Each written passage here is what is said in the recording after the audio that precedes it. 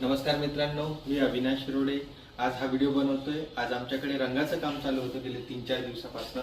आज काम कंप्लीट झालंय आणि मला हे काम खूप आवडलं, म्हणून माझी इच्छा झाली का हा व्हिडिओ बनवावा आणि तुम्हा सर्वांपर्यंत हा निरोप पोहोचवावा का हे काम किती छान केलंय आमच्याकडे।